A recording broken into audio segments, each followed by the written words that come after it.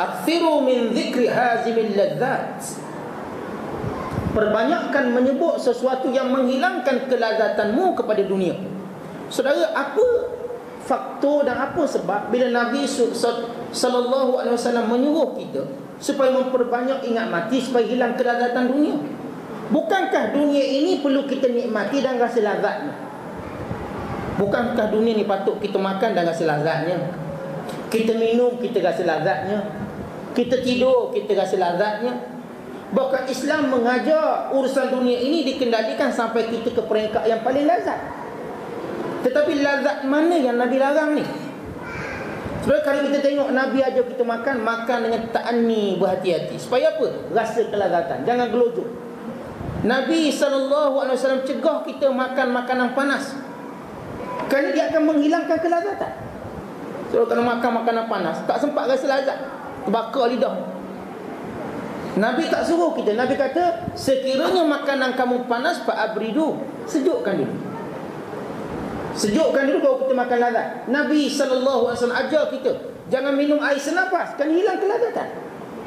Kalau senafas saya suruh minum, hilang kelazatan. Bahkan Nabi mengajar kita minum dan membiarkan air seketika bermain di lidah sebelum kita telan, baru lazat. Kalau saudara minum jus, minum, jangan telan lagi.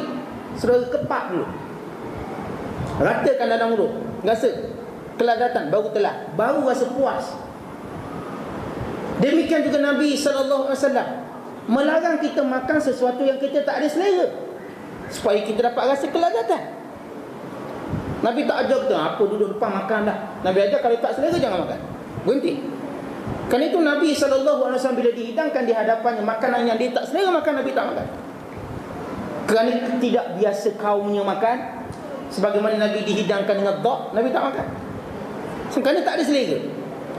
Kerana bukan kebiasaan kaumnya, kebiasaan keluarganya, kebiasaan orang duduk Mekah makan dhak.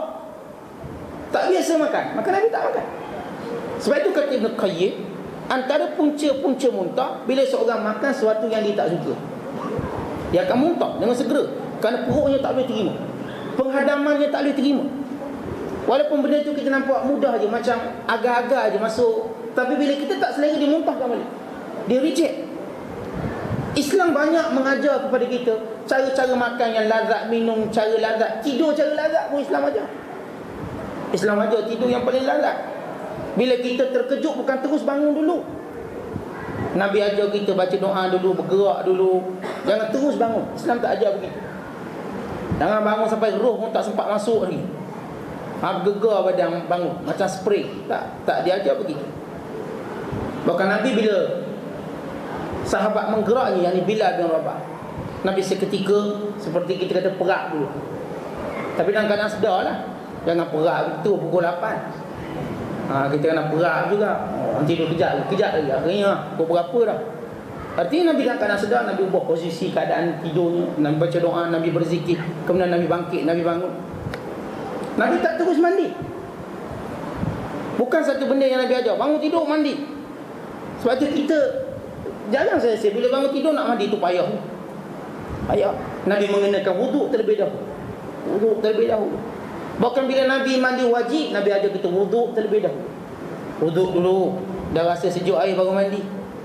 Ini semua kelazatan yang diajar dalam Islam. Sebab itu, siapa yang melihat kelazatan yang diajar oleh Islam, mereka akan dapat makna kehidupan hidup dunia ini. Bahkan dalam hubungan suami isteri misalnya, di sana ada satu hadis, nahan Nabi SAW anil mula'abah qabla al-muda'abah.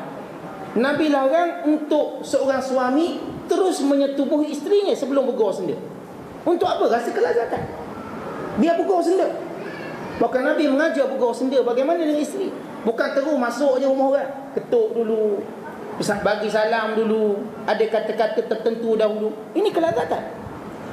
Tetapi kenapa Nabi suruh kita ingat mati supaya hilang kelazatan? Kelazatan yang macam mana? Kelazatan yang dimaksudkan kelazatan bersifat tamak. Kita dah ada isteri, tamak isteri orang. Kita dah ada rumah, tamak rumah orang lain. Kita dah ada kereta, tamak kepada kereta orang lain. Kita dah ada sekian nikmat dunia, tapi sifat tamak pada yang ada di tangan orang lain, dan tidak bersyukur yang ada di tangan kita. Sifat ini yang menyebabkan saudara-saudara semua, Kita tak pernah rasa syukur, tak ada lazat, tak pernah rasa lazat hidup. Suami dah okey, kita tengok suami orang lain lagi okey pada suami kita. Sifat tidak bersyukur. Sehingga ada yang hari ni kita lihat isteri cari suami orang lain, belum lagi bercerai dah khalwat dengan orang lain. Kenapa? Sifat tamak, sifat tak boleh terima kekurangan dan sebagainya. Akhirnya apa yang berlaku? Tidak ada jalan penyelesaian dan jalan keluar melainkan ingat mati, supaya hilang rasa tamak ini. So, bila ingat mati, ya, isteri sampai peringkat nak ke mana isteri kita, harta benda kita nak ke mana harta benda kita. Bila ingat mati, tak apalah, apa dah ada, alhamdulillah. Apa yang saya tak dapat tak apa. Ada orang kerana tamak dunia sanggup riswah untuk mendapat sekian-sekian perkara. Seorang yang ingat mati tak apa, ni kalau dapat pun akhirat kelak susah ni. Maka ingat mati menghilangkan kelazatan tamak tadi. Maka dia tidak berfikir untuk tamak. Dia tidak berfikir untuk melakukan, mencerobohi sempadan kelazatan yang dibenarkan oleh syarak. Kelazatan yang dibenarkan oleh syarak. Ini yang maksud lazat. Bukan makna Islam anti lazat. Bukan saya katakan Nabi ajar kita makan jilat jari. Bukankah itu kelazatan? Mana ada agama yang ajar jilat jari? Tak ada. Bacalah, dengarlah daripada mana-mana agama yang menyebut tentang jilat jari. Islam ajar kelazatan makanan sampai jilat jari. Bukan sekadar jilat jari. Dalam Sahih Muslim, jilat pinggang. Kalau dulu jilat jari asing, lepas tu orang pun jilat jari. Kemudian jilat pinggang pun asing, hari ni orang jilat pinggang pula. Satu kelazatan, nikmat. Nabi ajar kita makan ramai-ramai supaya apa? Lazat. Makan seorang-seorang tak lazat, makan ramai-ramai. Letak, nampak ada persaingan. Kawan 3 suap, kita 1 suap, kena kejar ni. Licin. Kalau kita tak selera, ada orang lain selera. Licin. Lazat. Bukan kadang-kadang kita lihat bila makan ramai-ramai, kita rasa selera kita bertambah.